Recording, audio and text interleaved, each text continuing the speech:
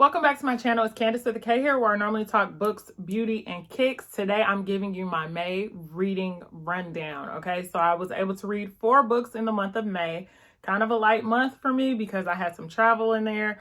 But nonetheless, I am excited to share the 4 books that I did read. And so if you are interested, please keep watching. Books that I read kind of spanned across romantic comedy, self-help, YA, as well as like contemporary fiction. So I had a very good spread this month. First up was Romantic Comedy by Curtis Sittenfeld, and I like this one. I really did. I gave it a 4 out of 5 stars because I am a fan of SNL. If you're a fan of SNL, the plot, or rather the setting of this book, is centered around a writer who works for a sketch comedy show that is very reminiscent of SNL. She falls in love with the musical guest and host of that week's show. And they reconnect over COVID, and they have this budding romance. I don't really particularly like when COVID is brought up in books, only because it makes me revisit a time that I don't want to revisit. Like, you know, I kind of want to repress those memories of having to be in a pandemic, of the health crisis, of people dying, of all the things that came along with it. But it was done in a way in which it wasn't harboring on that, so that's okay. The writing of this was spectacular because it's very witty, it's very comedic, it's just a good read, and it is a feel-good read because the writing is just so spectacular. I initially felt like it should be adapted to screen. I no longer have those feelings, and that is only because I am uncertain if the written emotions can be conveyed in the same way. And I could be proven wrong. So that's not to say it shouldn't be adapted, but it was a great read, highly recommended. I gobbled it up. The next book I read falls under the contemporary romance category. It is The Neighbor Favor by Christina Forrest. I kept seeing this cover everywhere. The book club that I'm a part of actually chose this as a book selection. I expected a little bit more, and so I was disappointed in the trope that was presented in this book, which really was like the girl acted as though she had never been lusted for. And that really bothered me because we have all had our ugly duckling phases, and maybe we haven't. But act like you got some, like, girl. Anyways, so the main character in the book, her name escapes me at the moment. She ends up writing to an author of a book that she just happened to stumble upon, that she thoroughly enjoyed, just to kind of express her gratitude for his work. He ends up replying. They become essentially pen pals, falling in love with each other, where already there's a potential for catfishing.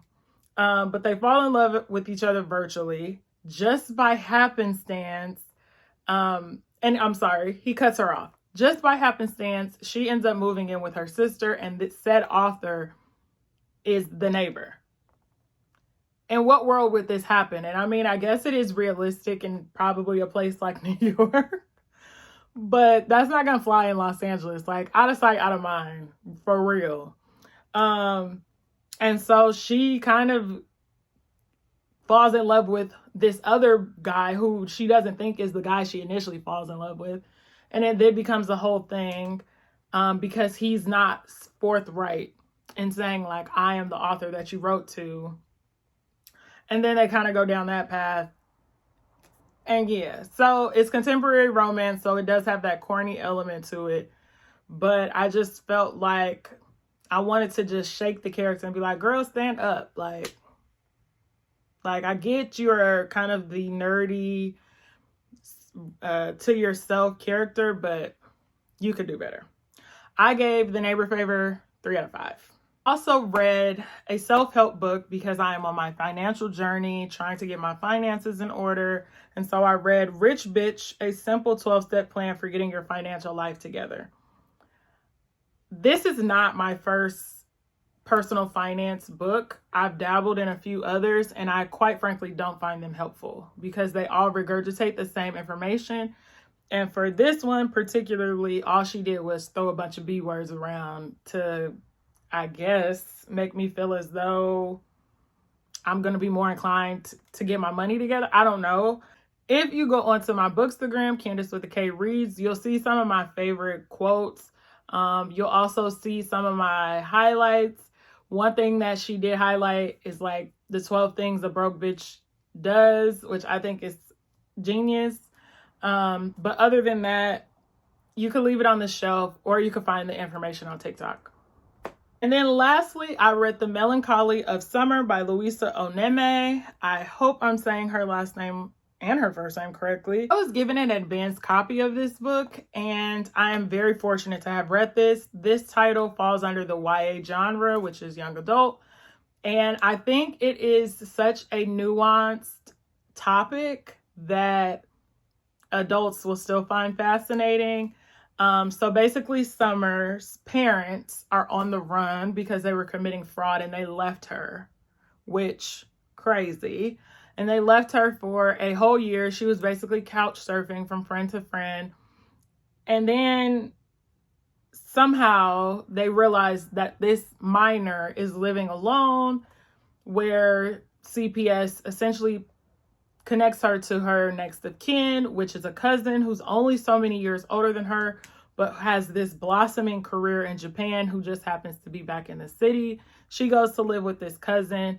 Summer is going through all the emotions of feeling abandoned, trying to find refuge in what her life could be. Her parents are missing. Her aunt, who she goes to confide in, is lying to her. And I think it's really a captivating story because it touches at such a pivotal time in a teenager's life. All her friends are gearing up to go to college, and this is the true transition into adulthood.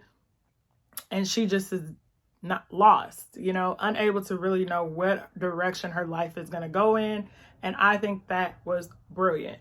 There are other parts of the book that I just, was kind of skimmed through, didn't really care for. Not skimming, I read the book, but didn't connect with as much, but I do think the thought was there. So I did give this book 3.5 out of 5 stars.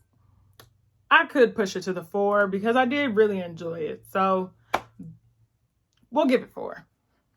Some of my hopefuls for the month of June include Ride or Die, which I'm excited about. My book club is reading some of Beverly Jenkins' work, which I hear she's spicy. There are so many things on my TBR. I still want to get to The House of Eve because I hear such great things. I do want to get to the Lessons of Chemistry now that I know that Brie Larson will be playing in the adaptation, and I like to read the book before seeing the adaptation to screen. There's just a never-ending list of books that I hope to read.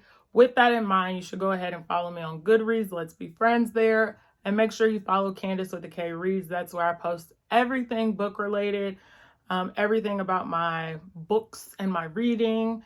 And it's a great way to connect to other Bookstagrammers. So with that being said, hit that subscribe button and I will see you in my next video.